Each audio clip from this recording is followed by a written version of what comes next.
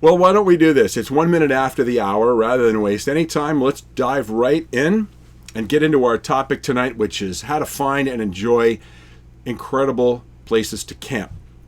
Now, first off, want to mention that, as always, we're going to answer the questions that were submitted in advance, which we've prepared answers to, as always, but we will cut to questions that are asked as we go live here that come up in the chat window. So if you're watching this and you don't have the chat window up, you may need to turn your device vertical if you're on a mobile device. And you also need to make sure you're logged into YouTube/Google to do that. Right. So let's start off with what this topic is about and what it's not about.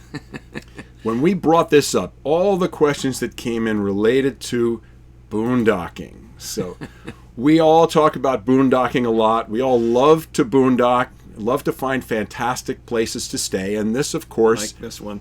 What you're looking at there is a scene of us in the Kofa National Wildlife Refuge, just south of Quartzsite this past winter. This is the King Road entrance into Kofa. And we love places like this, but keep in mind that even though these sorts of places are what we all dream about, it's not the only kind of place to go where there's maybe something that's special to you, the kind of thing that would make for a fantastic RVing experience and vacation for you. Right. Maybe it would be in a place a little bit more like this, this is the Indio Motor Coach Resort. And we were staying there. That photo was taken A long time ago. I think about 12 years ago. I think it was 2006, 2007 era. So that's the kind of place that also might be an incredible place to camp. So we enjoy them both. And we encourage you to, if you have questions about that during the chat today, that you post questions about that as well. So to give an example of how fancy this place is, I'd say this is the fanciest resort we've ever stayed at. Right? Oh, yeah. It has a mile of waterways, canals throughout the park, and you can see it right there in the background. This is just the canal that connects all the way around, and lots of people have waterfront sites, and they have little electric boats. They motor see around the the little canals docks that are in there, and they go dock and dine at the on-site restaurant or restaurants. There might have been more than one. I think it was restaurant, but you can go dock and dine at your friends. Yeah. So, and we saw more Prevos and more Newells at this resort than we have ever seen anywhere on the road in 16 years. Else. So keep that in mind as Apparently we're talking. That's where they all go. Keep that in mind as we're talking tonight, that your questions might relate to that Those kind are of valid. awesome camping experience. We like to go from places like this, where we're all dirty and dry and dusty, to places like this, where it's really gorgeous. Let's jump right into the first question here from Brian. Yes, Brian. So Brian said, during the on-season, the summer months, the national park and state park campgrounds are often booked out months in advance. And with his work situation, he can never plan that far ahead. But he sees that people like us and other YouTubers and vloggers seem to have the right juju, as he put it, to find nice nearby BLM, Forest Service, or other similar types of self-contained friendly spots. And he's tried to do it himself, but shy of actually seeing the place, he can't tell how to find the areas with more precision than here's this big swath of land X.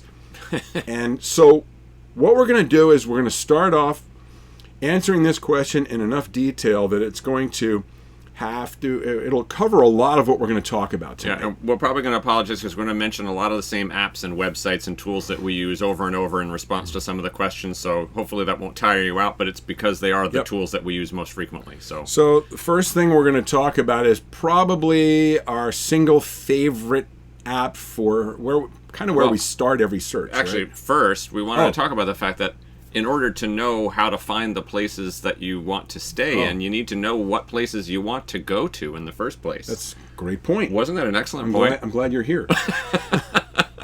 Please. So that's a good point. So a great example. How do you even know where you want to start looking? Well, you pick a place that you've heard about that you heard is pretty awesome, like maybe Yosemite National Park. Yeah, that's sort of like a no-brainer. It's a national park for a very good reason. Right now, right after we took this picture during our very first year of RVing, we summited Half Dome, which is behind us. Yes. We hiked down behind where we're standing and up and camped overnight at the base of Half Dome and then summited it the next day, all the while our bounder was down in the valley in one of the campgrounds down in the Lower Pines. I think it was in the Lower Pines campground. So if you identify a place like that, now last time we were there with our current RV, we didn't stay in the valley, we just drove through. Right. And this photo was taken as we were passing through, came in one side and went out the other and didn't stay in the valley. Yep. And unfortunately, that's a result of being a 43-foot motorhome that's just too big. There just are not enough spaces in the valley that we could possibly fit in. And dealing with what Brian already mentioned, the difficulties of booking a site in a national park like that means... And we're going to tell you how terribly difficult it is to book a site at Yosemite and how it works. And many national parks are like that, but we picked Yosemite as an example for a reason. It's the worst. Yes. It's 4 hours from a major metropolitan area from San Francisco. It's extremely famous and well known. It's very contained, at least the most famous part of it, which is the valley, which you're seeing here. And the way they have their reservation system set up, it makes it almost impossible to get a site. So we have not actually stayed in the valley in our RV since we had our bounder over 2004. Over 14 years ago. Yeah. But we've been back. So now another example of a national park that's not quite so difficult is Crater Lake, which is another one of our favorites.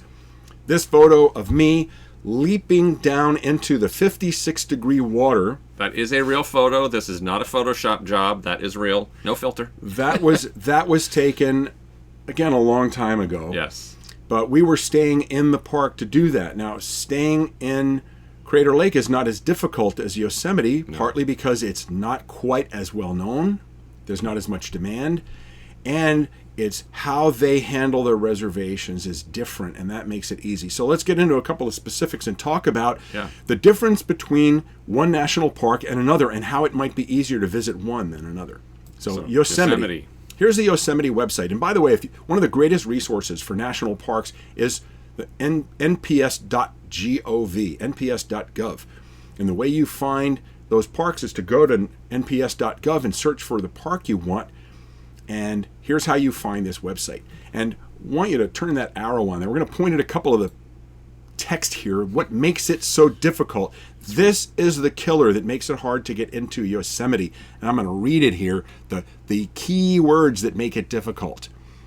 Campground reservations are available in blocks of 1 month. You want to point at what I'm reading there? Well, follow the bouncing ball? The most important part starts off as says reservations are required for all your Yosemite Valley campgrounds, for any of the car campgrounds where you would actually have bringing a motorhome. That means there's no first come, first serve for RV camping. And then you get to the really bad part where it says that the reservations are available in blocks of 1 month at a time, up 5 months in advance on the 15th of each month at 7 a.m. Pacific. And they even warn you that nearly all the reservations for the months of May through September and some other weekends are filled the first day they become available, usually within seconds after 7 a.m. And that is absolutely true. When we did stay in Yosemite Valley in the Bounder, it was only because we sat at the right moment with a laptop. We were ready to go to pounce on available spaces. It was the winter of 2003, 2004, and we were going there. This was such a memorable experience trying to get a place, a site in Yosemite. We remember, we were laughing about this earlier. Yeah. We were sitting in the parking lot of a real estate office at 7 o'clock in the morning. Because we needed to be on their Wi-Fi. We were using their Wi-Fi. This is the old days. We had a laptop going, and I think I was on the phone. Yep. This is before the iPhone existed. And in a frenzy, like crazy, trying to find a site in there. It's not fun. And what happens is, so 5 months out, on the 15th, all the sites for the month 5 months out go on sale in an instant. And thousands of people who want to book that entire month book all the sites up within about 5 to 30 minutes. They're gone, and 1 month later, the same thing happens again for the subsequent month. It's terrible. Now, not all the national parks are that bad. There's variety. So like Crater Lake. Crater Lake, Now, here's how Crater Lake works. They're a lot easier. So yes, you can reserve campgrounds or campsites in the one campground in Crater Lake, but they save 25% of their sites for first come first serve. So that really makes it much more flexible for being able to get into Crater Lake. It is, of course, a smaller national park with less demand than Yosemite, but doesn't mean it's any less spectacular of a place to go. So some of the ability to go where you want to go may be hampered by the system, and also some of it is going to be hampered by how big your rig is. Yeah. We can't realistically take this RV into and stay in Yosemite Valley, which is why we haven't stayed in the valley since we got it. And without going into a lot of detail about why it was a mistake to get such a big RV, suffice it to say that if we ever replace it, it will be a much smaller one. Yeah, and so, I mean, we have specifically even driven through and stopped in the valley, disconnected the car, driven through the campgrounds in the valley in order to take a look at the campsites to try and get a feel for which ones we could even possibly get this RV into so that we could keep a list. In case we ever wanted to go back, we could at least know which sites we could reserve. Now, of course, in those campgrounds, if you're 35 feet or under, you pretty much have your pick of all the sites. They're at least in Yosemite Valley, they're all pretty good size. And that's pretty much true of most of the national parks. 35 feet and under, you can get a site pretty much anywhere. So at least you're not restricted that way. But we have been back to Crater Lake many times since we got this RV, and it's not so much of a problem. But here's a couple of things about that. One is that your work schedule is important. Sure. And your RVing schedule. So there are two factors that help us. We're full-time, and our work schedule is very flexible. So that means we can show up at a popular spot to try to get one of those 25% of sites that are available in Crater Lake. We can show up noon on a Tuesday. Yeah, at 10 o'clock in the morning on a Tuesday. And we've got a pretty good shot of getting a site if we were to show up at 10 o'clock in the morning on a Tuesday, or Monday, Tuesday, Wednesday. That's the thing that gives you the best advantage when you want to get into these sorts of places. Now, if you are a part-timer who has a regular work schedule, and that was one thing about Brian's question, that he specifically said that his work situation, he can't plan that far ahead. So he's probably not going to be able to reserve in Yosemite at all, because he doesn't know 5 months ahead what's going to happen. So maybe he'll pick a different place or get into Yosemite a different way, which we're going to come back to in a minute. He could still get into Yosemite. We'll tell you how. But let's suppose Brian knows maybe 2 or 3 weeks ahead of time that he's going to be out there and have his vacation that he's going to take. And he says, Yosemite's too difficult. Let's go to Crater Lake. And again, we're just using these two as an example. Just examples. There are many other national parks you can get into without a problem. So he says, okay, I've got enough flexibility. I can show up on Monday morning at 9 or 10 a.m. and be ready to get a campsite as people are leaving. That's the way you're going to do it. And if Brian's RV is not 43 feet long, but it's 33 feet long or 35 feet long. That's a huge help. That's a huge help. So let's suppose you're going to do that and you have the flexibility to do that. How do you get in a position where you're going to be able to show up in this remote location at 9 or 10 o'clock on a Monday or Tuesday morning? Maybe 10 or 11. Okay. You got to let people leave too. Don't take a chance. Show up at 10. A lot of people leave at 8 or 9 o'clock in the morning. Yeah. Here's what you do. Especially from more remote places where they have longer to travel to get back home. You have to do something called staging yourself. You want to stage yourself somewhere the night before where you can stay, where you're going to be in a position where you can get up in the morning and go. And the way you can do that is with a couple of different apps. So let's look. We're going to. Not sure what happened there. Sorry, everyone. Thank you for catching us on that. Our apologies here. So we're going to double back. It looks like the audio was out for quite a bit there. So we're just going to double back. And I just want to ask, did the audio go out when we went to the iPad? Because if so, we will just repeat everything we just said. I see, switch to sign language. Yeah. Sorry about that. I'm going to blame my tech department here. It's always my fault. Okay, just let us know if we're back. And what we'll do is we're going to... thanks very much, Kenny and Sabrina. Can you just let us know if indeed we did go out when we started going to the iPad, and we'll explain everything we just said. Okay. So, is this still working? Yes. It is. Sorry. Our apologies for that. What we're going to do is Technical error. we're just going to repeat what we said about Campendium. So what you're looking at here is an app we use on our iPhone and on Jim and John want a refund. Got it. Okay, so we're showing you, and you're not going to miss anything by what just happened. We will begin right where we started with Campendium. So what we are showing you now is an app that we use called Campendium, and it is the first place we go when we're looking to stay somewhere and how we find things. And I'm going to zoom in here, and you see I'm looking at the Crater Lake area here, and you'll see that if we want to know things about Crater Lake and the campground that's there, we can zoom way in here like this, and if I tap the screen here, it's going to tell me all about Mazama Campground, and it's going to give me reviews. I can click the button that says visit the website, and it's going to take me to the website for the national park. Right. And again, one of the things we really like about Campendium is the fact that it is other RVers who are putting their information in, including things like what was the cell phone signal like and that kind of thing. So you can actually get a feel for, have other people with big RVs stayed at this campground, and maybe they even will list what site number they were in, which can give you an idea of where in the park you might be able to fit. Right, So and it's all the information we want. Here's all the reviews about staying at Mazama Campground, which is the only campground you can stay in an RV in the park.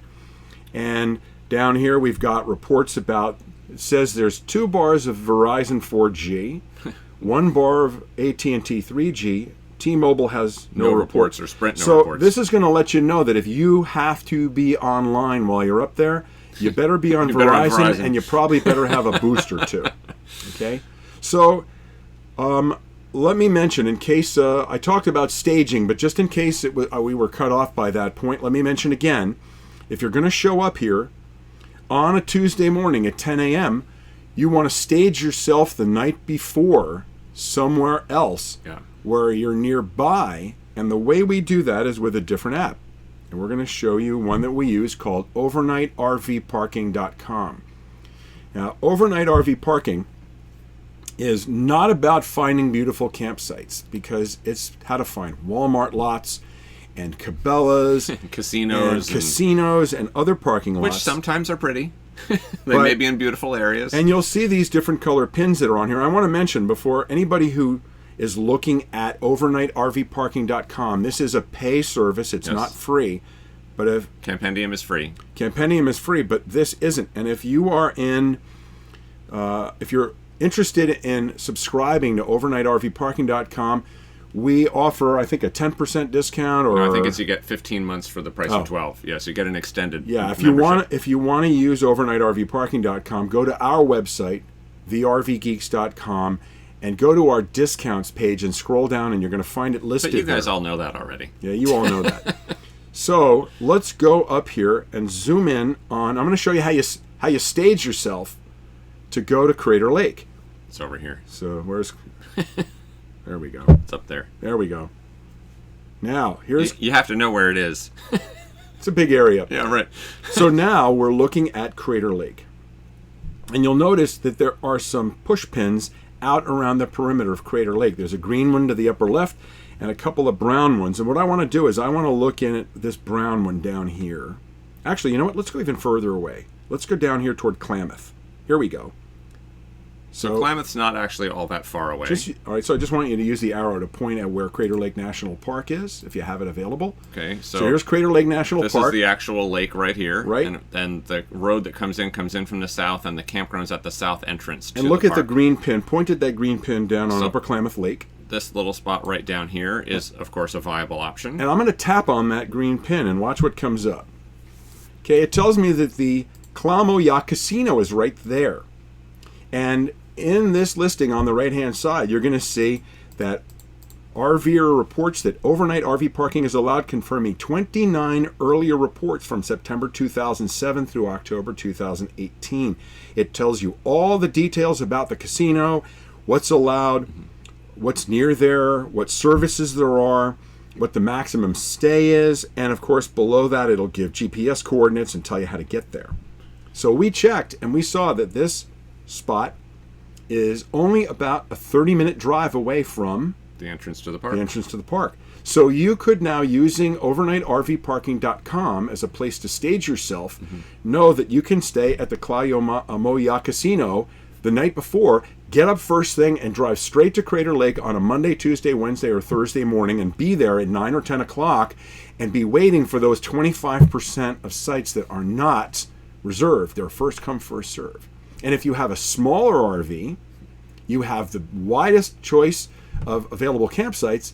If you have a bigger one, you're going to cross your fingers and hope that that's available. So that's a real good way to get into a place like that, but it only works if you have a somewhat flexible schedule and if you have an RV that isn't so big that it won't fit at all, and if it's a place that doesn't reserve all the sites the way Yosemite does. We've also used this for a shoulder season visit to Crater Lake. So because they get so much snow, they're in the mountains, and the reason that Crater Lake exists is an awful lot of snow melt. Was the fact that we were able to go in a period of time where Mazama Campground was not actually opened. They were still plowing it out and getting rid of all the snow, but we wanted to go because we wanted to see the lake surrounded by snow, because that's a beautiful sight. So we stayed in a free national forest site. Yeah, you can go back to this actually. Oh, yeah, so here's an interesting backup. So let's zoom in a little bit again, and we'll show you. Let's suppose it's in May or April, well before the campground is open. I think we were actually there in June even. Yeah, the campground doesn't usually open till sometime in the middle of June because this is at 8,000 feet. So this red pin down here, I'm going to tap on that. Well, that's a seasonal one, right? So that may not be open because it's a snow spot. It might be, but you can find out from reports on when it might be open. And we actually stayed in one of these places and drove our car up so that we could see the lake even while the campground was closed completely. Yeah. So that's, again, another option. And the other thing, too, is in this area further out, just sort of northeast of the lake, there were a bunch of national I think actually Campendium has more of them, because this is overnight RV parking. Campendium has more. There are some national forest sites that if you're okay with driving a distance in on a very well-maintained but gravel, slightly dirty road, we actually had our RV there in a national forest site and just took the car and drove in because we couldn't bring the RV to the campground anyway. And so the roads were not completely open, but we got to go in and see it in the snow. So that was, another option. We were staying for free in a national forest site, probably a 30-minute drive, 45-minute drive from the park. It was really easy to go explore the park in the snow and come back to our RV that was not in the snow and then continue our trip. Now, besides, there are a couple of other apps we'll talk about when we get to a couple of questions further down. Yeah, and see, somebody mentioned if only they had a version for Android. I know Overnight RV Parking and Campendium are both websites as well, so you can use them using your browser. You don't need to have the app. And neither one of them are offline capable anyway, so you need to be connected to the internet, so it doesn't really help you having an app downloaded.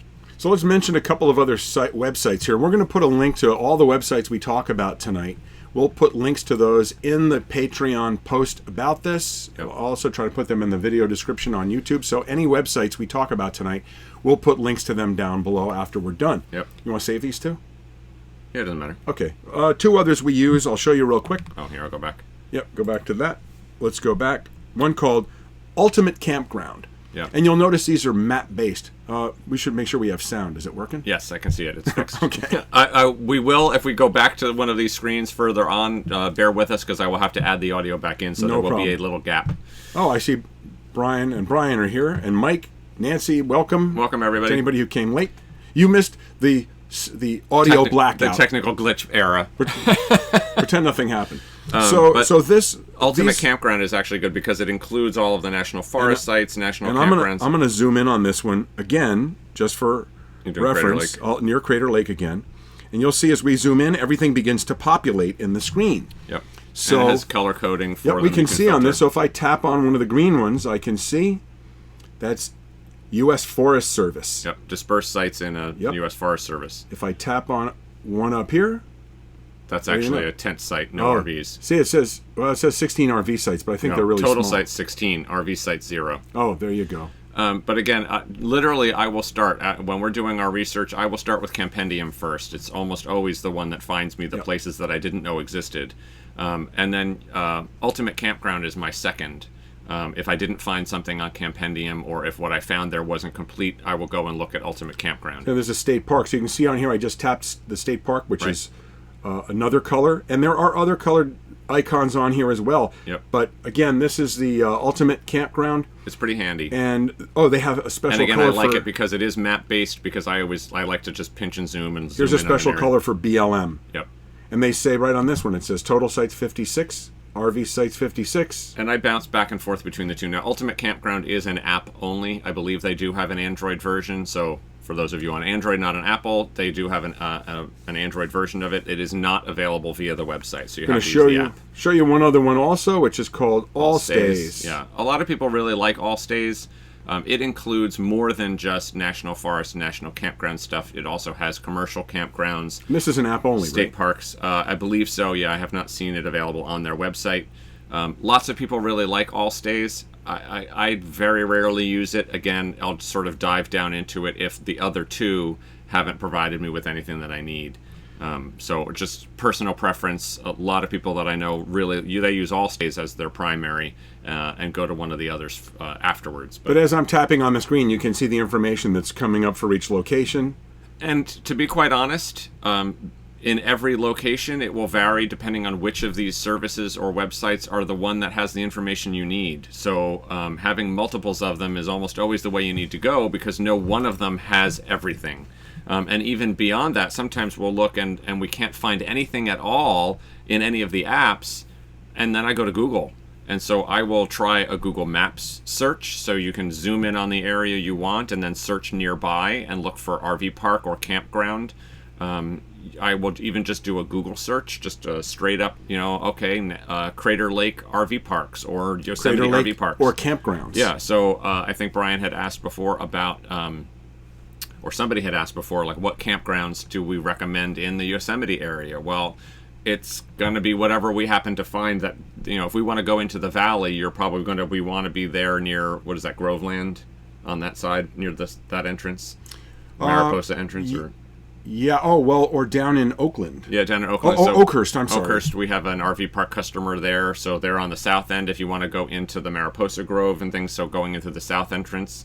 Yosemite's such a big park that, sometimes you may need to actually move the RV in order to have access to different spots. Right, so it's one thing we've done a lot of since we got a larger RV. So, in a nutshell, after we had spent our first 2 years in the Bounder, just blasting through every single RV park in the western United States. National park.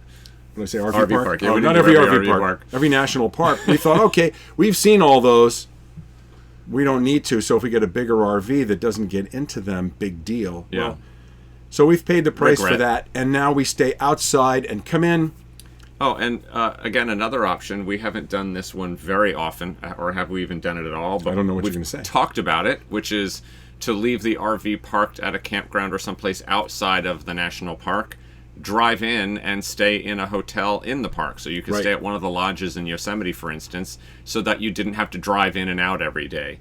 Now, of course, you're double paying for your hospitality locations. It would be a splurge to do that. You could also put the RV into a storage spot if you needed to. So again, probably not the kind of thing someone who's on a 1 week or 2 week vacation is going to do, but for a full-timer, that's an option. A perfect example. The greatest place in the world to see, hardest to get into, again, Yosemite. If we were going to go back... Yellowstone, also very difficult. Yeah, Yellowstone's really big, though. Yeah. And there's lots of first-come, first-served camping there. That's true. So... Yosemite is a particular example of a place that's high demand, hard to get into. And so if we were going to do it again and really immerse ourselves in it, we would probably treat ourselves to a splurge week of parking the RV outside at a campground and going in and staying at one of the lodges there for 5 or 6 days and using the car. Yeah. So that, unfortunately, that's the easiest way to do it if you have an issue with... You can't book 5 months out. Yeah, and actually, though, even if you are staying at an RV park outside of a national park like that, chances are their cancellation policy is a little bit more flexible than the national park policy. So right. So we have only answered one question. We have a lot to go. We're already a ways in, and we're going to come back to these. Okay. Okay. So let's move on to question number 2. Question number 2. Question number 2 is from Helen, who said, "Okay, I know you have this one. We'll see." We'd love to travel up through BC and into Alaska. Our son has land near Fairbanks. Nice. I know the Winds did this, however, they didn't cover their stay in BC that I know of. Any tips and things to think about? We've also seen RVs on the ferries to Vancouver Island. What are the pros and the cons? That she's been there in a car, but would love to have her house with her and a car. So when it comes to Vancouver Island, let's touch on that inside out.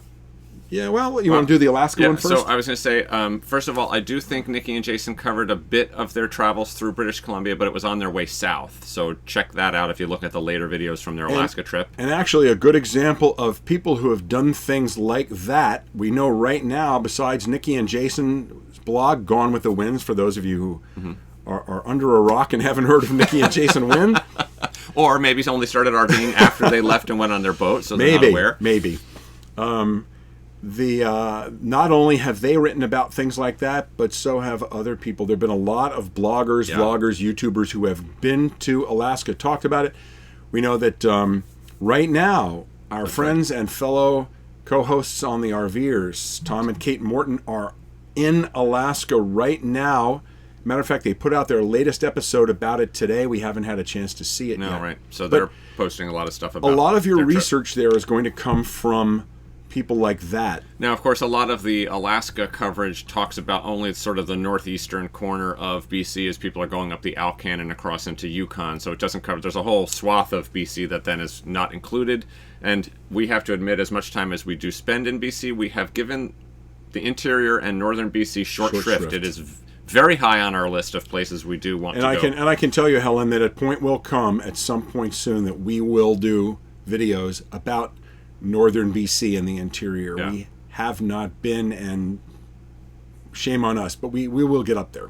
So other than, of course, being careful about what you bring across the border when you do cross into Canada, so no firearms unless you have a hunting rifle that you and a permit associated with that. And the Winds and Tom and Kate have talked about that already as well for crossing the border. Yeah, exactly. So, I mean, there's nothing specific. BC is very welcoming.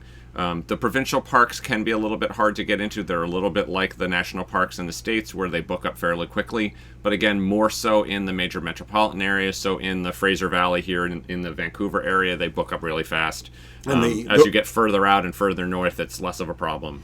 Little trivia question here, a little factoid, that the reservation system for BC parks is handled by our dear friend Heath Paget. That is a recent update. Who owns a company called Campground Booking. Yes. And he handles the back end for the tech for their site. Yeah, interesting little tidbit. So let's switch over real quickly to... sorry we do not have more info about traveling north in BC. Let's switch over to Vancouver Island. That we've done. So, Vancouver Island, we have done in quite some fashion. We took our RV to Vancouver Island 2 summers ago for an entire month.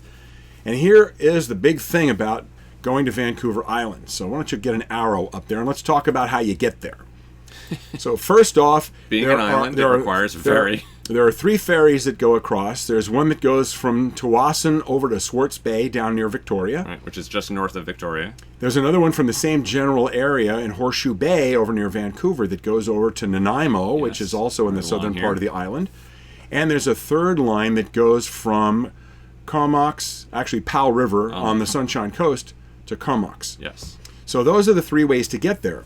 Now, because Vancouver Island looks like you'd think, to give you an idea how big it is, it's about 350 miles, I want to say. Yeah, I think it's almost 400 miles from tip to tip. Very large, but you might look at it here and say, I'll do a loop. Yeah, it would be nice if you could just take the ferry from Tsawwassen, come over here towards Victoria, and do a loop all the way around the island, and then back come all the way back down to Victoria. No.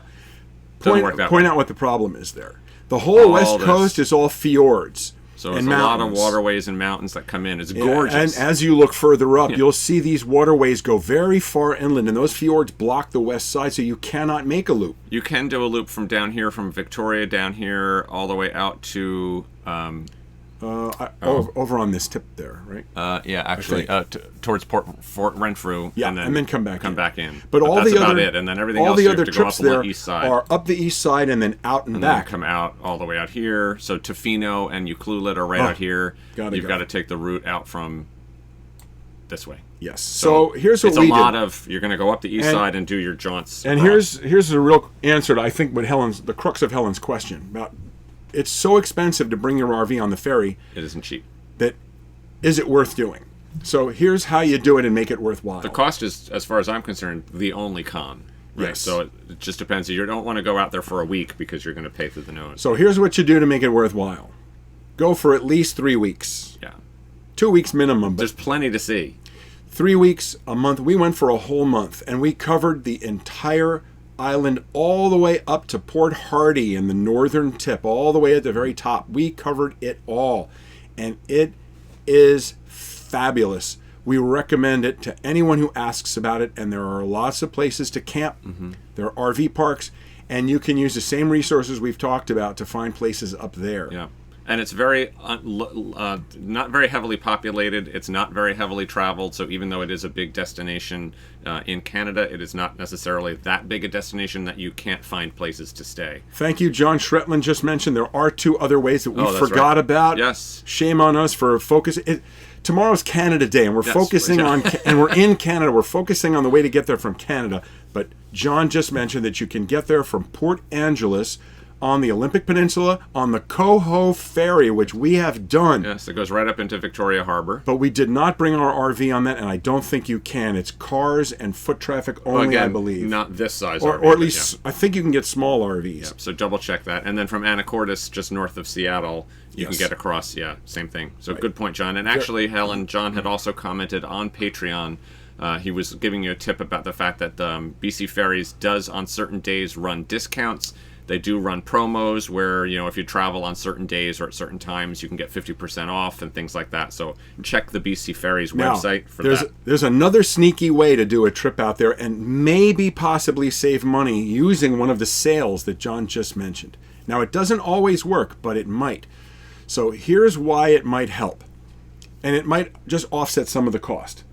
And that's doing that loop to the Sunshine Coast. You can't save a lot. It didn't work for us when we did it because we missed the time window. But you can do the Tsawwassen to Victoria route, or from Horseshoe Bay over to Nanaimo. And by the way, the ferry ride alone is spectacular. It goes through Active Pass, where there are common sightings of pods of killer whales. And the islands are beautiful. It's just really nice. It's a wonderful hour-and-a-half trip.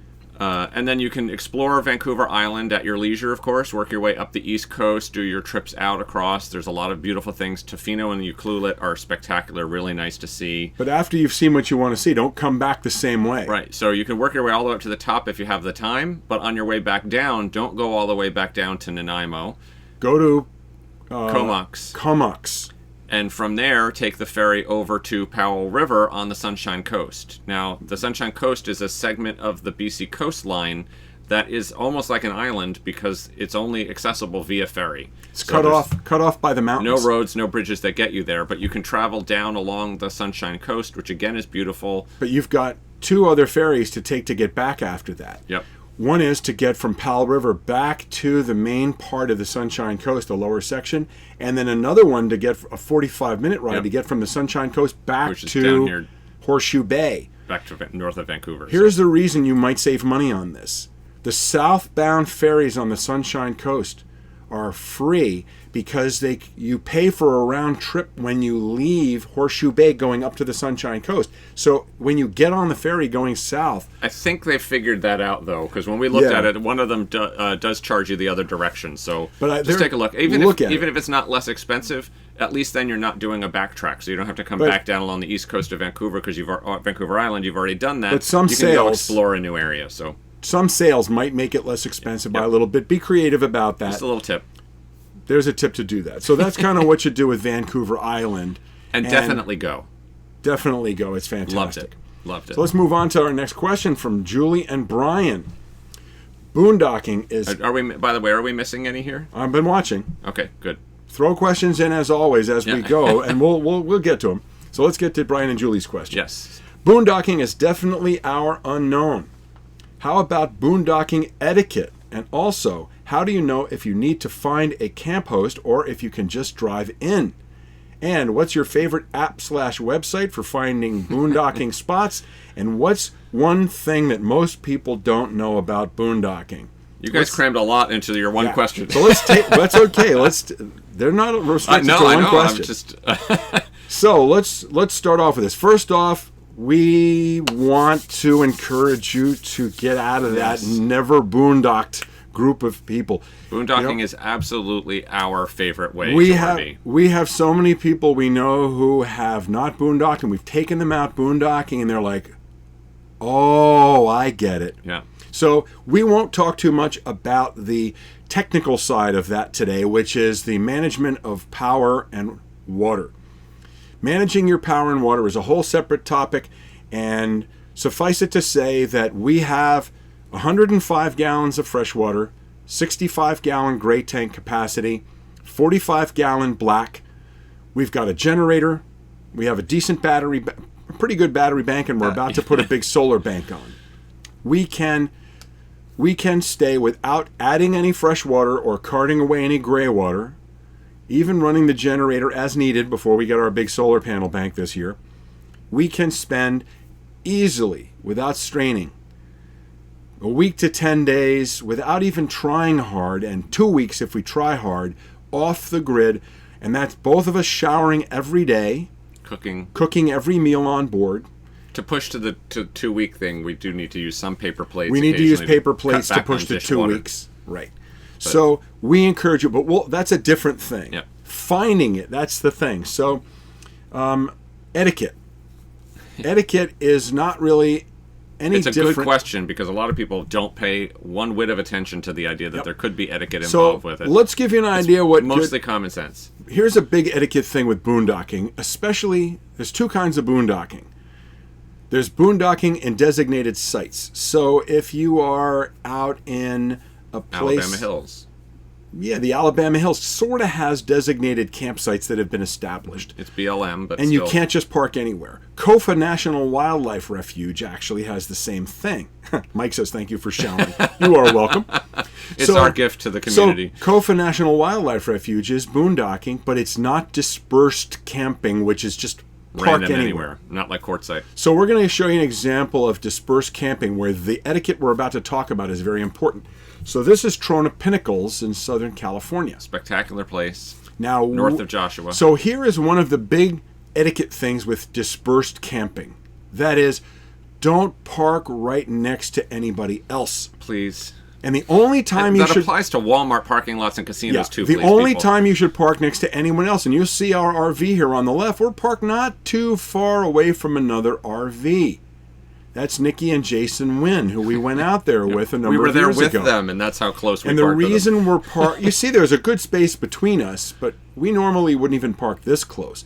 But if you went out to a place like this, you would never, ever park this close to a stranger in a wide open area. Unless it was crowded and you had no choice. And that's the first thing of etiquette. And we can't tell you how many times we've been in places like that, and someone is afraid to be alone, apparently, and they come over and they park near us. We wouldn't have parked this close to them at this particular spot if it wasn't for the fact that our cellular coverage, we had AT&T at the time, we had zero, there was none, and their Verizon was getting them online, so we needed to be close enough that our Wi-Fi could connect to their MiFi unit. Normally, if we're camping with friends in an area like that, we would more likely be 200 or 300 feet away from them. So distance is and nice. As far away. So there's the number one rule about etiquette when it comes to dispersed boondocking, which is you can park anywhere you want, and that's a really good example of that. And again, some of that too also applies to, are you parking in someone's view? So, if their fifth wheel is facing towards a mountain, even if you're a couple hundred feet away, are you basically in their line of sight where they might be watching? Could you park just a little bit around the corner so you're not directly in their line of sight?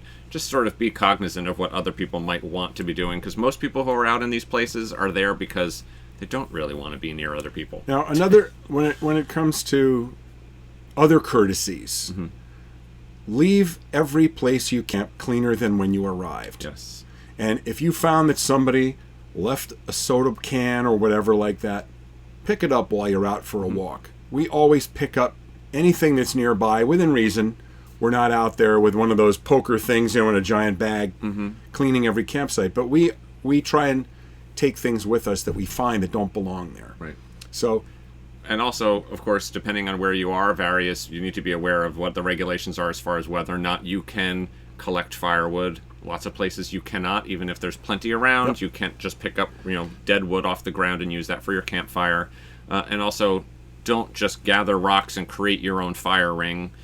Most places, even in dispersed camping areas, there will often be pre-created fire rings that are already there. So camp next to one of those. Don't create your own. Try to use established sites when you can. Pretty much common sense kinds of things. Now Hector has a great question here. Oh, I love this question. Oh yeah. He wants to know if it's okay to stop by to say hello to someone when boondocking.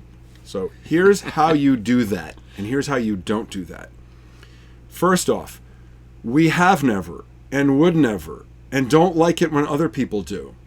Simply walk up to our RV and knock on the door. That is an impolite thing to do. If for no other reason, then you could be scaring them, right? So they're out in a remote spot, and just having someone randomly, if they weren't expecting someone to knock on their door, having someone randomly knock on their door could terrify them. So we never knock on anybody else's door because we are very private introverts when we're out alone in a place like that, and the only people we hang out with are people who are already our friends generally. We don't meet fellow RVers who happen to be boondocking near us. That's never happened. If your interest is in doing that, and to meet them, we suggest you get on Our Village. Yeah, that's a great way. Our Village is the way to connect with other strangers who are near you that you might like to connect with. Even outside of those types of scenarios, if you needed something or you had to ask somebody a question, there's a way to do that. Do it while they're already outside, so as you're approaching, you can be saying hello, whatever, get their attention. If you see someone who's standing outside their RV, or you see them driving in and out, get their attention. And let's suppose you have a specific thing you want to get a hold of. Cup of sugar. Well, maybe you see someone who has wheel covers that are really interesting, or a solar setup, or a satellite dish, or solar, and you want to ask them about it. Wait till you see them outside, and then walk toward them and say, "Oh, hey!" And that's how you get their attention while you're in visual line of sight with them. Don't knock on their door. No. Okay. So, and Hector says at midnight. Laugh out loud. And definitely not at midnight. Yeah, that's a real safety issue. Obviously, don't do that. And of course, another courtesy thing: generator, noise, sitting outside watching your TV or listening to the radio, kinds of things. Just be cognizant, even though there may not be quiet hours. Just try not to bother everybody else in the area. Now, so we already answered the question for you, Brian and Julie, about our favorite apps, because we show that. What about Camp Host? Oh yeah, Camp Host. So why don't you jump ahead and show the scene from Quartzsite? Oh yeah, jump ahead. Well, we weren't going to show it till later. I think I gotta find that one. Almost last. Oh, there it is. Yes. So here's a shot of us in Quartzsite. Oh, that's not it. There it is. So this looks like, and you could, by the way, you see how far we are from people here? Mm-hmm. And to double back to that question about how far you camp from people, when we go to a place like this, we are in an established site where there was a fire ring next to us. That's right, we're there for happy hour, Mike. And we also look for a spot that is about halfway between two other people who are camped. Right. So we were as far as possible. So if we saw two people who were 400 feet away from each other, we'd find a spot 200 feet. Or triangulate out away from them, because again, you see, look in the distance here right now. You see that RV in the distance right at 12 o'clock? Yeah, right up here. Right there, you see that guy? Well, that's about the same distance as the one that was visible in the very beginning. But you can see here's a camp ring. There's, I think, a camp ring over here. There are other designated sites that people could occupy. But those fire rings are better for when you're there in a group. Right, with a bunch of people. We would never park and take that fire ring while somebody else was parked where we are. Right. And again, when you see this RV in the distance come into view, we're approximately the same distance as we were. Yep. So this question was about camp hosts. So it looks here like we're out in the middle of nothing. Well, we're actually not. Mm-mm. This is in BLM land, in what's called the Roadrunner 14-day area, 5 miles south of downtown Quartzsite on Highway 95. Downtown. Yeah, downtown. I use the term loosely. So when you pull into this area, there are signs that officially designate this as BLM camping, and it's a 14-day area. Mm-hmm. This is called the Roadrunner area. North of town is Plamosa Road and High Jolly and other places, again, that are all found on places like Campendium. And when you get there, there's going to be a camp host. And you are to sign in with the camp host if they're on duty, and there will be a sign saying if they are or not. Yep. And If they are not there, you come back over the next day and check in with them. They'll get your license number and check you in and give you a slip to put in your windshield, and you have a 14-day limit. Right. Those places have camp hosts. If you go to an area... Typically in the busier areas like that, like Quartzsite, where there's just a lot of traffic, they're going to have a camp host because they need to police it in order to make sure people aren't taking advantage. But even so, Kofa, there was no camp host. There was rangers that drove through, but I don't think they never came through and stopped. And by the way, we were not actually in Kofa. We were in BLM land right outside Kofa, but no camp host, no nothing. No. So, and while you're finding our spot where we were, Hector asked if BLM is an app. Oh, no. I'm sorry, BLM is Bureau of Land Management. I apologize, so Hector. It's a government division that's responsible for managing various tracts of land throughout the United States. Yeah, so BLM, Bureau of Land Management, oversees many, many things, not just recreation, but they oversee areas where logging or mining or gas exploration are permitted. It's part of the Department of the Interior, correct? I believe so, yes. And when you look at signs for the Bureau of Land Management that say BLM land, underneath it on the sign it says land of many uses. And they say that because it's not just for recreation, but again, it's also for mining and logging. And so we don't call it land of many uses. We call it land of many abuses. And so that's what BLM is all about. Unfortunately, it is often abused, but all the Quartzsite areas, that is all part of BLM, KOFA, that kind of thing. So let's get to the last part of Brian and Julie's question, which is, what's one thing most people don't know about boondocking? That's a good question. So I'll tell you what we think about it. People who haven't boondocked, the main thing they don't know is that it is just as wonderful and fantastic and comfortable as being in a full hookup. But you're sacrificing a different thing. By being in a full hookup in a campground, you're sacrificing isolation, quiet, privacy, dramatic beauty. And when you're in a boondocking spot, you're sacrificing the ability to run long, hot showers and go in the swimming pool at the RV park and things like that. It's simply trading one luxury for another. Yeah. And we find that we cherish and value boondocking in these places so much that we always look forward to them, and we avoid commercial campgrounds as much as we reasonably can. I think one of the things that most people don't seem to know about boondocking is your RV was actually made to do it. They put these things in them called tanks. They hold fresh water and gray water and black water, and they're there for a reason, so that you don't have to be hooked up. And we know people who literally drive from hookup to hookup with their generator on. So we encourage everyone to learn how to use their systems and manage their water and electrical systems. Yeah. And even if it's just for a night. And by the way, if you want to practice boondocking, go to a full hookup campground and don't hook up. Right. Try that. It's as simple as that. Run the water pump and see how much water you use. Right before we get to the next question, I just want to mention Brian. Oh, Brian said, nice shot showing the before of just why you got the painting done. We need to recreate that aerial loop as a before and after. Yeah, it was. One of the reasons it's been hard not getting angles that showed the leprosy on our roof. Brian, one of the reasons we got that done was it was another impetus that we didn't mention. Besides the fact that we found someone who needed our old awning and had real good use for it, it was the fact that we are about to shoot not only for YouTube but for the RVers. Season 2, one of the sponsors for Season 2 is Xantrex, and we will be installing a huge bank of solar panels on our roof. And the idea of There's just no way to get an angle where you couldn't show that shoulder that was flaking. The idea of showing all that leprosy did not appeal to us, and we're getting this done. No, and Hector mentioned then about boondocking. But the nights are just awesome. The nights are incredible. Incredible. More often than not, boondocking places like that are away from major parts of civilization, and therefore the night sky is very, very dark. Do our next full screen. Yeah, we took my mom out to Quartzsite, and we left to go have dinner with friends. And when we came back, we actually had trouble finding the RV. It was so dark, and my mom still talks about it to this day that we were lost. She tells her friends we were lost out in the desert. We were probably like 100 feet away from the RV, just couldn't see it. But when we got there and turned the lights off, And I stood outside with my mom to look at the stars, and you can see the Milky Way all the way down to the horizon. It's just incredible. Everyone needs to see that. It really is incredible. So let's move on to the next question. Yes? Yes. John Shredlin. and Kathy, yes? Regarding international RV travel, you've done it yourselves. We have. Kathy and I have done an organized tour, although versus what we did on our own. And they've booked the same company for September of 2020. Can we discuss the pros and the cons of each? And let's see. Oh, yeah. Also, we'll get to that one in a second. So about international travel. We can't speak to it completely because we've never done an organized tour. We've never done an organized RV tour. We've done an organized bus tour.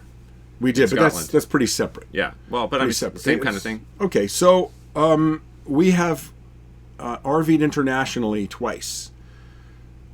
We spent a month and a half in Australia and New Zealand, and 3 weeks of that was...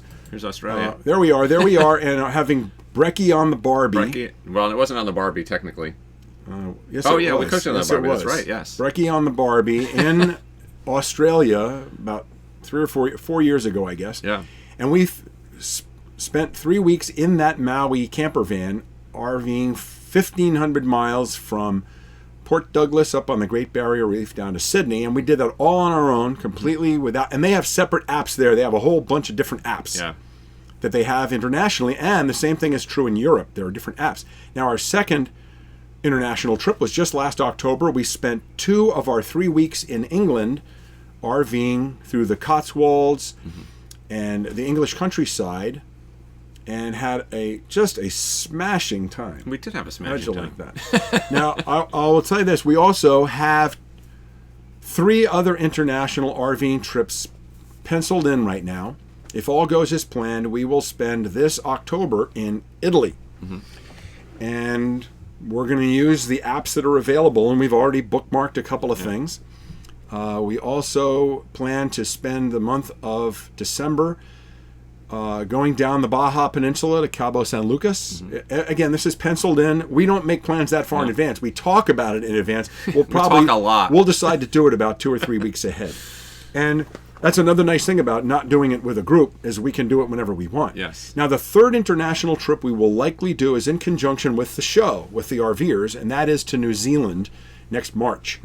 And Tom and Kate and John and I are planning to connect with one of the large sponsors of the show. Again, it's being discussed. It's not in stone yet.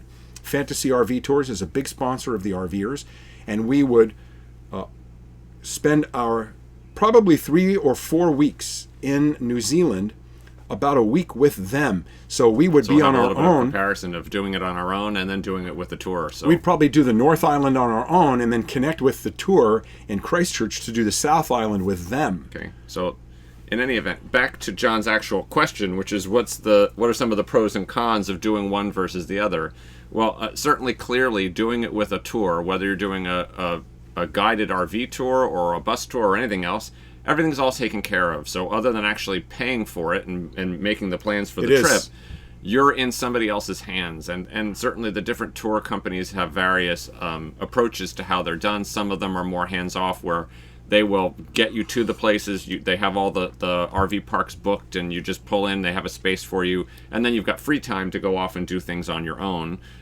So that way you still have a little bit of independence for doing things that maybe you would be more interested in doing than what would be organized on a tour.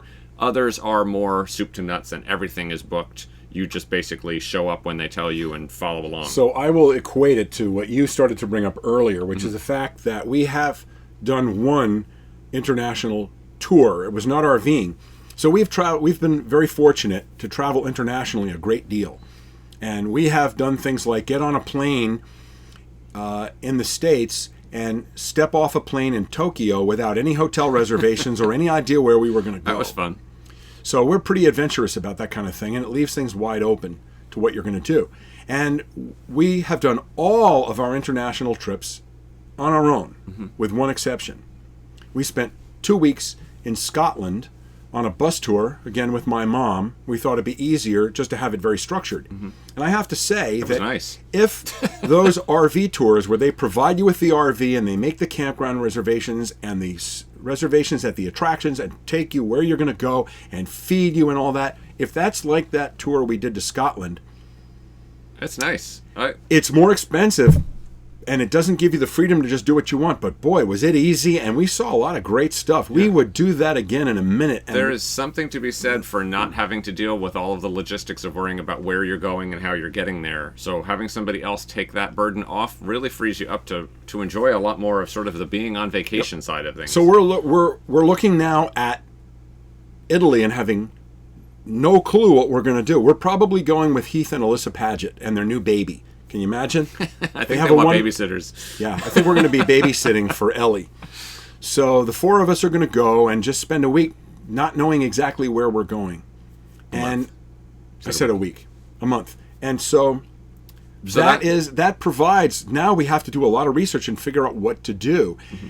And so that could be a con if you don't want to have to do that kind of thing, but it can also be a pro because it leaves everything open to you doing what you are most interested in. And it's going to be a lot less expensive than if we were to do it on an organized tour. So if you go to Fantasy RV Tours website and see, that's for people who are willing to spend to be taken care of. It's expensive. Yeah, it is. And so we are going to find out what that's like if this all comes to fruition down in New Zealand next March.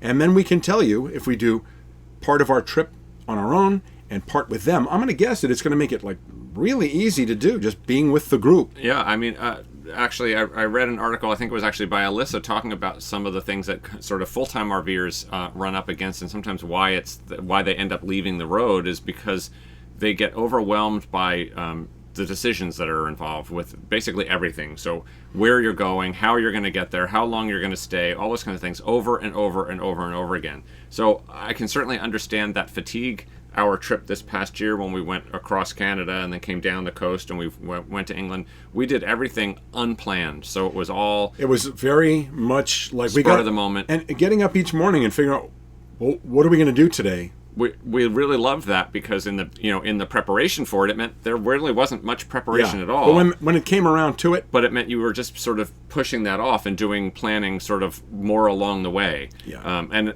on a long trip, that can get tiring. Right. I definitely I'm a fan of both. Actually, I really like the idea of it's much more of a vacation if you're doing a guided tour where somebody else is in charge of all of that stuff because you can just be hands off and you just have to drive. So that's I definitely think there's a perk there. So a couple of things related before I get back to the second half of John and Kathy's question, which Brian asked how long ago, and there's less gray in the beard. Thank you, Brian. You were right. That was 4 years ago. Wasn't it 3.5? Yeah, 2016 it was. 3.5. 2016, so 3 years ago. Yeah, a little over 3 years ago. I know, I'm getting gray fast. It's actually white now. That's not gray. Also, Iggy wanted to know if we would go narrow boating again. Holy Absolutely. moly, would we ever. We've actually talked about going and doing a trip back to England and renting our own narrow boat. It was incredible. And we're really in touch with David Johns fairly often. He is a wonderful guy and really showed us what it was like. It was great. Hector said, I think it's more the safety of the pack rather than being all alone, not knowing what to do. Hector, you're right. There is something to be said for that. And we're going to get into safety and security in a couple of more questions. If we could, keep moving along and get to the second half of John and Kathy's question, which is already up on the screen, which is, we've only been tow truck stuck once that we admit to on video. That was the only time, we swear. Yes. It would have been 0 times if Nikki hadn't made us video. Yeah, it was Nikki Wynn's fault. It wasn't the time in Trona, but it was not far away. It was that same year. South Joshua. And so he's been to BLM land at Quartzsite a few times, and he said it's easy, just follow another big rig, but how about all the other areas? Well, so Quartzsite is practically like it's paved. I mean, here's what happened. Here's why we got stuck. So we don't go off-roading in our RV. We don't. It weighs 19 tons. We'd be crazy to do that. And when we go down to Baja, to Cabo San Lucas this year, if that all comes to pass, we're trying to work on renting / using another RV that's much, much smaller and not taking our rig down there so we can camp out on the beach safely. Yeah. So what happened was real simple in that situation. We got blasé and nonchalant because we had been to Quartzsite so many times. We're like, oh, it's the desert where people camp. It's like a rock. You won't get stuck. Well, it turns out that not all areas are created the same. No. And so Nicky had taken their gas rig at the time out onto this site that was an established campsite, but not for a 19-ton diesel pusher. No. And the minute we pulled up onto it, we cracked through the crust, and we were ignorant of the situation. We didn't know that existed. Well, and again, some of it was tunnel vision. We were so focused on the idea of parking right there next to Nicky and Jason and being able to spend time with them so close that we didn't even consider the fact that maybe we should have been parked further away in a spot. Literally, when we ended up getting towed out and we moved the rig, we parked maybe like 500 feet away from them. It wasn't like we were that far, and it was in a perfectly great spot that was packed down just like it is in Quartzsite. We would have chosen that spot on our own had we not been lured in by the siren call of Nicky. Yes. So there's your lesson, John. Don't become too close friends with anybody. That's right. You let them make you make a mistake. Yeah, all right. And again, we take full responsibility for the fact that it's our RV. We need to know. But so, I was going to say, John's question is, how do you prevent your RV getting stuck? You really need established campsites. Yeah. You really need to be in established campsites. And a lot of these resources, again, will tell you some of that stuff. So on Campendium and places like that, you may look at a spot and it will tell you, people will say, this is not for a larger motorhome. I'll also give you another way not to get stuck, and I'll tell you what we never drive on. If we are driving in an area on a dirt road or back into a camping area and we see ruts where vehicles have made tracks in the surface, we don't go there because it means that it's soft enough that when it rains or... Well, unless it's dried down because they made marks in it because it had been wet. If it's dried down and more people have driven over it, it's flattened out a little bit again. It's when you see ruts that makes us nervous, especially in sandy surfaces. Very, very nervous. Yeah. Be very careful. We don't want to get stuck again. Have CoachNet or Good Sam or FMCA's towing thing there you go. Just in case. Let's jump to our next question from Mary. Mary said, can we talk about scouting boondocking locations? Where do we leave our motorhome when you unhook and drive into a new area to scout a site? And what's plan B if your juju fails and there's nothing that suits you? So here's a great example. So we're going to tell you how we scouted out Kofa. Okay? Yeah. So Kofa, we first looked at the satellite view, and we're going to show you a satellite view here that is the entrance. That's the wrong one. Where's our satellite view? Something got changed. You got rid of the wrong one. You were supposed to... remember you... Oh, yeah, all right, so hold on. It. Sorry. Hold on. That's okay. We'll get it back. John's going to get it back. We need our satellite view, and I gave him a replacement for the street view, and he changed things up after the thing. It's my fault. 10 minutes before we came on air, I said, can you use a different view? So the view you're seeing here, and if you get your arrow up there, that show right where the entrance is to King Road. Okay. Why is it not? Here we go. There we go. Now the entrance to King. So this is 95. The entrance to King Road, so the right entrance there. to King Road's right there. And show where King Road is there. And then King Road comes down. So this is gravel. that beautiful aerial you saw was right on King Road, which is of course a dirt road. Now that's Highway 95, about like 25, 30 miles south of Quartzsite, not far at all. Which would be off to the right in this picture, northeast of it in this picture. And you'll notice over on the left-hand side, down just below there, is what looks like it might be an old gas station or truck stop or something. So we took a look at the street view, and also, before you show that, I want you to show the dirt area there. Oh, yeah. There is also what appears to be an area right there that might be safe to park the RV while we go scope it out. So again, this was an area that we had not been to before. We've never been out to King Road on Kofa, and we did read on some of them that some of the roads into the Kofa area were a little bit rutted and rocky. And so once you go in, it could be hard to turn around. Right. So what we did was we went then. Now, this is one of the resources that we were talking about earlier, using Google. And using it is your friend. Google Satellite View and now Google Street View. So take a look at the Street View image here. And that is the Street View image of that old place. And you could pull off into that, and it's even paved and park. And we saw someone else do that when we came out. But we actually parked in the... Oh, do you still have the other one, or did you overwrite it? So now I have to overwrite this one. Go ahead, overwrite that one. So what we did instead of pulling into that one is we looked at this one. Now, this is the dirt area we just showed you off to the left, and you can see, if you look in there, there is somebody who's got their car parked in there. Yeah. Well, I think they were actually going ATVing, so they left their car and trailer, and they hopped on their side-by-side or quad and drove up King Road and to go into Kofa. So what we did was real simple. We pulled into that dirt area, we disconnected the car, and we drove up King Road, and we found a spot up there that we wanted to be in. Now, I'll give you an idea. Can we go back to that aerial again? Is that a pain in the butt? I'm talking about the area where we were circling around. Oh, yeah, okay. So I'm going to give John a hard time. We've got to go back and find the Kofa Hold on, it's aerial right up shot, here. way in the beginning. Kofa drone.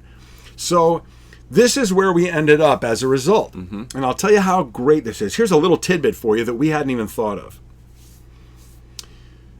You're going up into an area like this, and as you're driving up King Road, there's designated, and I shouldn't say designated, but established campsites. Yeah. We're right next to a fire ring there, and you can see where there's tracks, and it's packed and safe. You can tell where other RVs have gone. Right.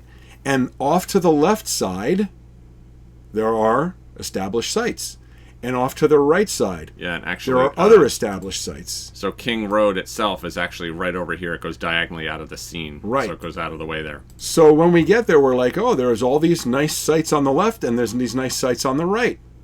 We never looked at any of the sites on the right. We didn't want to be in them for one reason.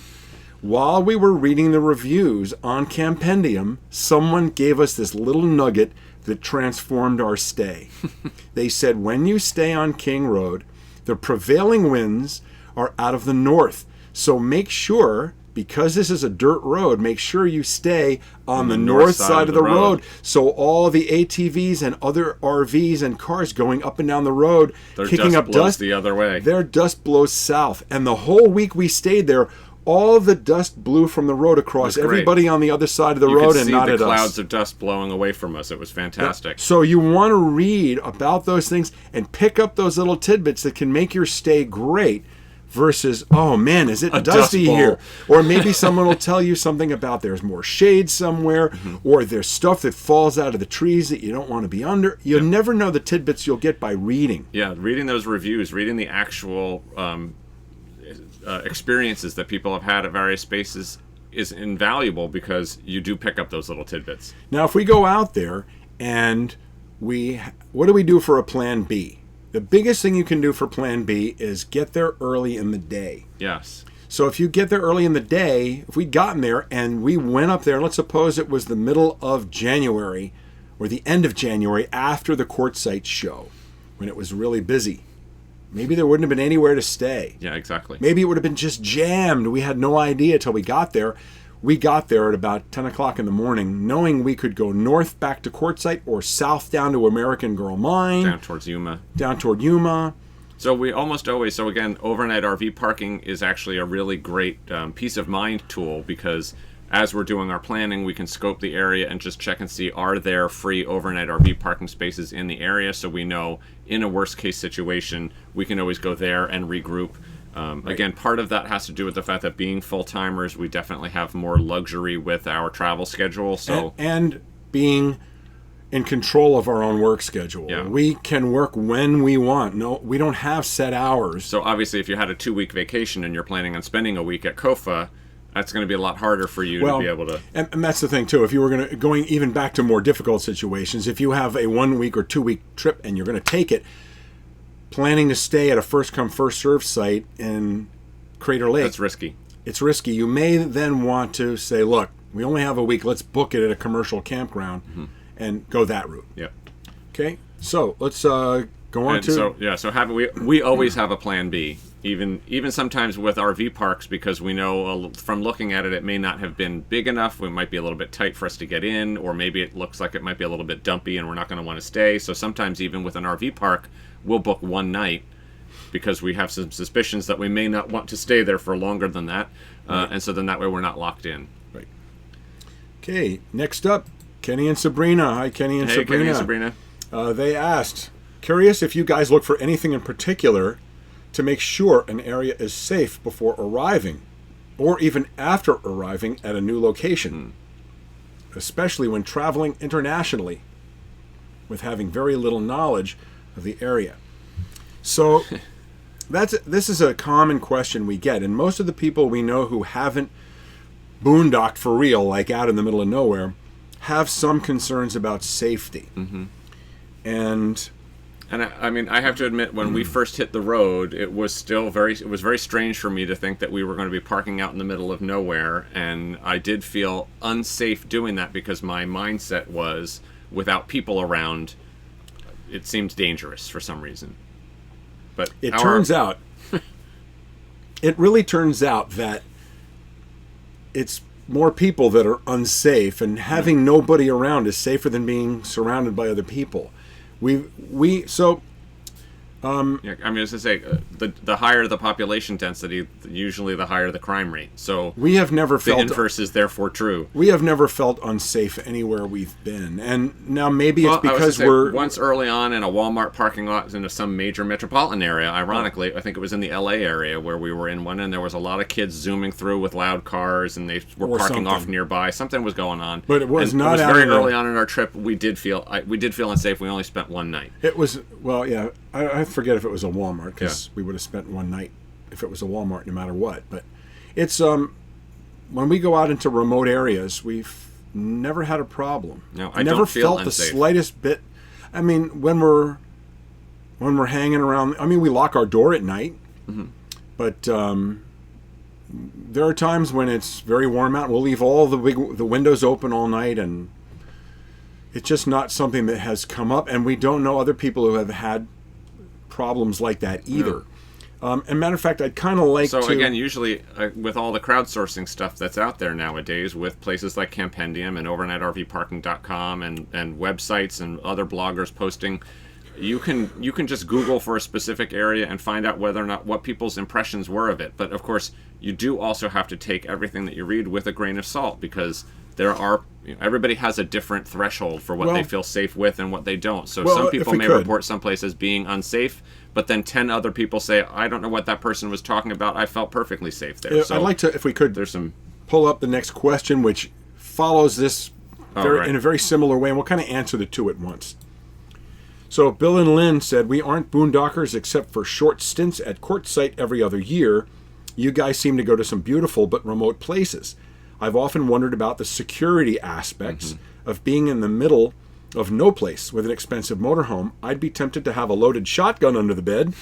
What do you guys do for security? And by the way, in today's world, I don't think, quote, we've never had a problem, is the answer. So this is all in the same topic, safety, security, being in remote areas. I will say this, that, okay, the fact that we are two able-bodied, over 6 foot tall men might help if I were a single woman traveling by myself, although we do know plenty of them. And I'll say this, that without trying to kick the can down the road to say we've never had a problem, because that's not an acceptable answer really, is to say this: we read a lot of forums, we read a lot of blogs, we know a lot of people, and even anecdotally, we don't know anyone who has ever been accosted or assaulted or robbed or anything like that out in the open, in the wilderness. We've never heard of that happening. Again, most of those reports that you hear about happen in major metropolitan areas, at campgrounds in sketchy neighborhoods in a bad area on the outskirts of town. I never feel safer than when we are in a place where there is no one in sight. And we have been to a lot of areas where there is no one for 50 miles in any direction. And again, a lot of it has to do with being aware of your surroundings. So, most places when you're around and there's no one else around, what are the risks? Who's going to bother you? Who's going to heckle you? Nobody driving by even knows you're out there. As a matter of fact, the only time anyone's ever even approached our RV that I recall was in Alabama Hills, right? Yeah, actually, it was a viewer. Well, they didn't knock on the door even, but we were in the Alabama Hills. And we have an odd thing happen, we occasionally get recognized for, being on YouTube and all. But sometimes our RV gets recognized, more famous than we are. Even though our brand, our logo isn't on it. And we were parked in the Alabama Hills. and we realized that somebody was standing kind of off in the distance out in front of us, kind of looking back like to this. Hector asking the question. To see if they could see in our windshield. And we didn't realize it until after we saw them walking away. Now, they never knocked on the door, but it turned out that they were there because they recognized our RV and they wanted to meet us. Yeah. But they did not knock on the door. They were not a threat. They were staying somewhere nearby. Mm-hmm.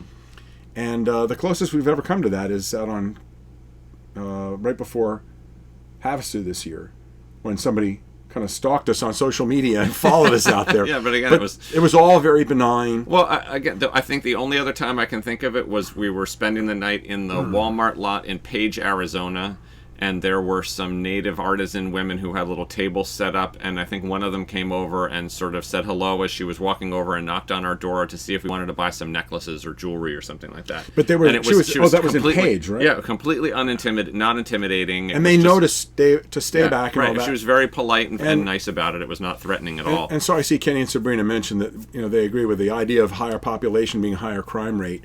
And, I mean, I know that in the movies, like if anybody ever has seen the movie The Hills Have Eyes. Oh dear. Which is an old horror movie from back in like the 70s. I haven't because I refuse to watch that movie. Yeah, where it's all about you're out in the remote area and these ghouls are out to get you because you're alone and unprotected.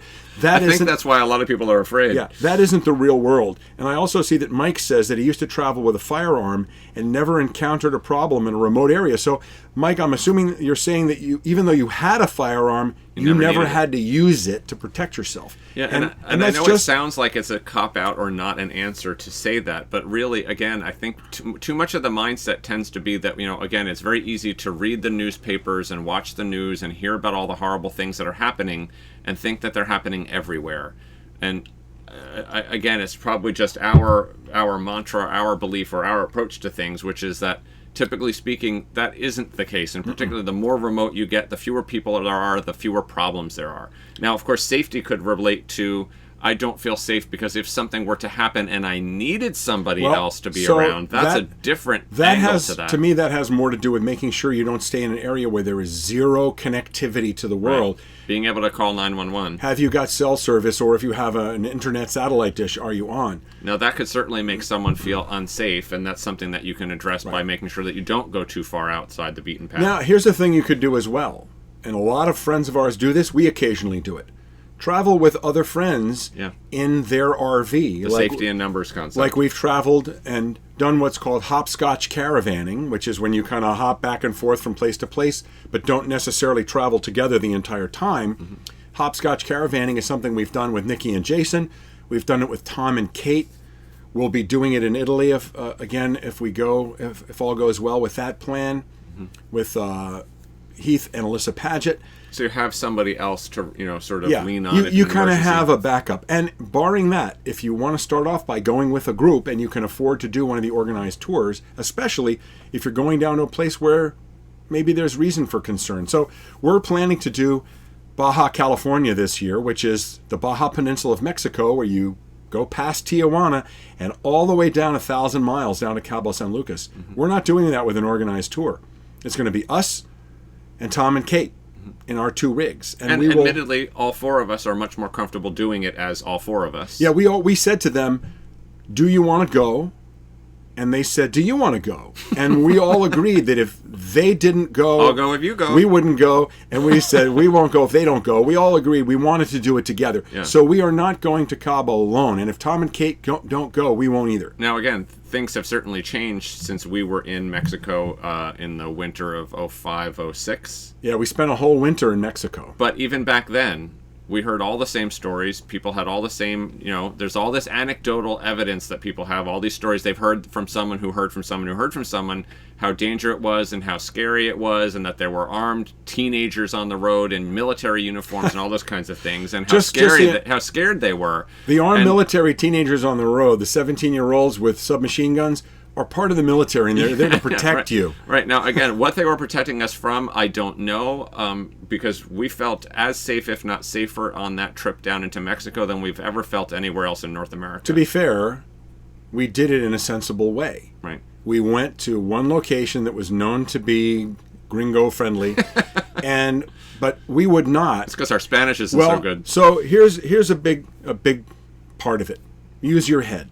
We would not take our RV and drive randomly around central and southern Mexico on the mainland without knowing that it's an area that's commonly traveled by Canadians and Americans. We wouldn't do that because it would be foolish to do that without knowing more about the area. Now, we actually know some people who've done that, who've taken their RVs beyond there and gone into Central America. Yeah. Lots of people. I'm not interested enough in seeing that area to do that. Well, and again, it's for some people it can also be, so of course our 43-foot motorhome is a little bit more visible in an area that may be economically challenged than would be if we were traveling in a van conversion that we, Yes. If we were more stealth and this looks like $1 million rig to a lot of people, and in Mexico I'm sure it looks like a $20 million it's at least a rig. million peso rig. Yeah. So I think a lot of it, again, is using your head. And for anyone who's concerned about safety and security, I have to say I think that concerns about it are not necessarily as warranted as some of the questions we have about people having real concerns. I don't think that there are real concerns to be had in the United States in remote areas. We have just not experienced that. No, not at all. And actually, when we were talking about going down to Mexico, I actually regretted the fact that we were doing it after having bought this new RV. I, at the time, felt much more comfortable if we had gone down in our Bounder. It was a less expensive, less obvious, less flamboyant RV. And I'm glad that I didn't give in to my concerns because we had a fantastic time, and I would never, ever in a million years want to have not done that. But if you're thinking about going to Mexico, particularly, and you want to go to a place called Vagabundos del Mar, and they do... Say that 10 times fast. Yeah, they have every resource you could think of, and there are organized tours that go down there, and you can go in... You can buddy up with other people. You can be led down by what's called a wagon master, and they will take great care of you. Yeah. But sometimes I think it's mostly just the fear of the unknown, and until you do it and know it... Yep. Oops, we don't need the quartzite drone. Nope. Anyway, why don't you go to the quartzite shot? We're going to start to wind down unless we have any other questions. That was a great spot there in quartzite. Yeah, by the way, for anybody who hasn't done quartzite, I want to say one thing about it. Quartzite is not exactly what you hear all the time. Everybody's like, oh, quartzite is mobbed. Not this time of year. Quartzite is mobbed in January. Yeah. Quartzite is mobbed during the show, which is like the two shows, actually. So there's the RV show and then the Rock and Gem show. The second and third week of January. Go there. We will be there this coming year. As a matter of fact, I can tip our hand here to our good friends here and supporters, all of you here on Patreon, that we have, since the TV show has come up, there's been a lot of interest generated, and we've been invited to be keynote speakers at a couple of events this year, which we've accepted.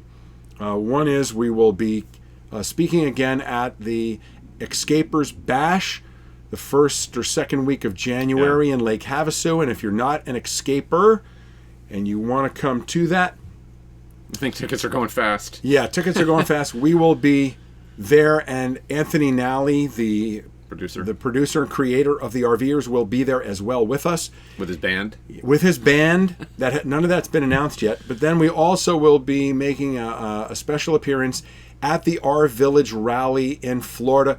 Curtis is flying us down. We're not going to be there with our RV, and he wanted us to come, so he invited us, and they're going to be flying us down during February to go to the R Village event down there. And Anthony will be there, and Tom and Kate will be there. Yep. And that'll be a lot of fun, too. So just to give you a little heads up. And I see that Kenny and Sabrina said, this isn't the quartzite we saw that's spinning around there. All you have to do, and by the way... It was a zoo when you guys were there right after all Escapers you have, last year. Was this when... I think this might be when Nikki and Jason were there. That might be their RV up in front of us. No, it's not. They were over here. This was a different visit. Okay, so anyway... Yeah, again, so we like to go to quartzite on the shoulder seasons before it gets busy, and that makes it a completely different experience. If you want to go to quartzite and see it like this, just don't go in January. October, November, December. Well, no, October's too early. Don't listen to him. You'll burn up in there. It's not that hot. If you go to quartzite in October, you'll fry. Some like it hot. Go to quartzite in November or December, or February or March. And this is more what it's going to look like. And go to the 2-week Roadrunner area, the 14-day Roadrunner area, which is what this is. If you're going to go for the whole season, you go to the LTVA and the long-term visitor area, and you pay to stay there for the whole time. Yeah, park for a long time. Why don't you go back to full screen there, and let's answer some last questions. The TV show hasn't started yet, Hector. No. We've filmed almost all of season 1. Mm-hmm. The show is going to debut on the Discovery Channel on Saturday morning, November 23rd this year, and will run for 6 consecutive Saturdays. And it will also be shown on PBS stations, iTunes, where else? Amazon Video, Microsoft Play Store, Right. I think the Google Play Store. So it's going to be on all those, obviously all those. We'll be making more announcements about that, so don't worry, you won't be able to miss it. Right. So, good question from Richie, who says, for us Xantrex inverter owners, and I assume you probably have the Freedom SW3000, 3012, which is what we've got. What's the time frame for your Xantrex solar video? I'm interested in buying a solar controller. So, a couple of things about that. Don't buy it yet unless you have to have it now. So here's what's happening. This is inside information. We can mention that there's a new one coming, right?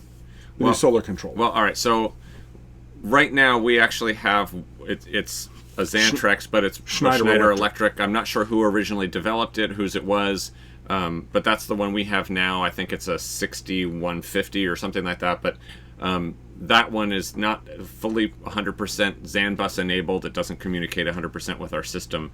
The new solar controllers that they're coming out with as part of the initial launch with the solar panels are not going to be MPPT. They are only PWM. Do not buy a PWM solar controller. They will have lower cost and Xantrex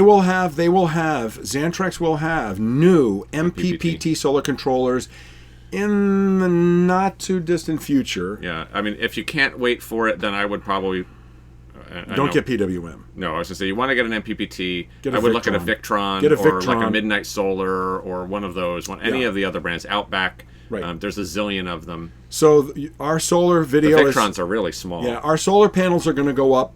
We have to get a hold of Xantrex. They're sponsors of the show. They're providing the panels, and they have a new type of panel that's coming out that is absolutely wicked. We got to see it before it was released. It's actually both the rigid and the semi-flexible panels are both new technology that hasn't been available on typical retail available solar panels yet. So they're taking it to the next step and pushing the envelope. We're hoping that we're going to get the flexible panels that they have are like nothing else we've ever seen. They are so well designed to overcome potential problems that other flexible panels have had. They're so robust, and we will have either 865 watt the or 160 165 watt max. And the rigids are 160. Yeah, actually, I think they have a 200 watt flexible as well. It's a longer, narrower one. So we'll probably have the info is beginning to show up on their website. Yeah, so we'll either have 8 of the flexible 160s, or we'll have 165s, or we'll have 4 160 rigids. And or 4 mix and match. Yeah, we might mix and match.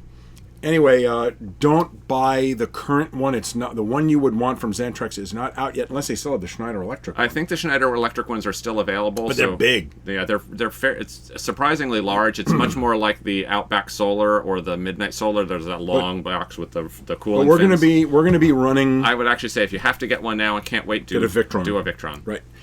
We are going to be running we're going to be doing a series parallel bank where we have 4 panels and 4 panels in parallel, wiring them together in series, paralleling them in at the junction, and that is all going to be handled easily by our current charge controller. Schneider Electric charge controller. That's going to be how many watts? I think 1,300 watts. 1,300 watts. Around 1,300 watts. So, next up, John said, how do you two drive into the dusty desert and still make your coach look showroom clean? 2 hours of cleaning or 4 or 8? So that's me, but I'm going to tell you the trick. He putters. No. And we did a video about this, and it's how to tidy up. The title of the video is how to tidy up your rig in 10 minutes. Now, I'm going to give you the greatest tip ever. Get yourself an original California duster. And here's how you use that thing. So if we are going to do a shoot and we want our rig to look particularly clean, and we're going out into an area like that, the trick is to have the rig wash it before you go into the dust. So if the rig is completely clean and you don't drive in the rain, yes, Which in the desert is usually easy to do. It's easy to do. So wash the rig Usually. and drive all day in dusty conditions if you want. And when you get to your location, whip out that California duster, and 10 minutes later, the entire thing will be as clean as when it was just washed and waxed. Now, we do have to give one caveat to that, because our older RV does have a more hardened surface to our clear coat.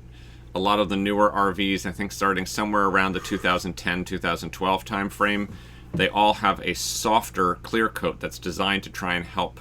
It looks glossier and glassier and deeper looking, but it is a softer finish and therefore can get swirls and scratches a little more easily. So be careful before with that. Going the route of taking the recommendation for the California Duster, just double check to make sure you're not going to have a problem, or get one and use it in a small area. I will take that caveat. Yes, because obviously if you're pushing dry dust around on the surface, you could be causing more problems. So we are going to wrap it up at that point. I want to thank everyone for coming. We still have 19 of you with us here. We are. Are you all alive? We appreciate that. We're going to go back in and see if we can. It's possible we can go back in and cut out that little silent movie portion from the beginning. We'll see what we can do about that, and then I'll take my tech guy to the woodshed. You're welcome to take over. No. See how easy I get him back in line. Thanks all so much for being here. Thank you, everyone. We will see you next month and next video. That's right. Or around. Or around. So, hope you're all having a great start to the summer. Happy holiday weekend to you. Happy Canada Day tomorrow if you're here in Canada with us. Or 4th of Happy July. Happy 4th of July this upcoming weekend if you're in the States. Hope you're all having a great summer. And now I got to find the stop button. He'll find the stop button and end this at some point. Take care, everybody. Thanks again.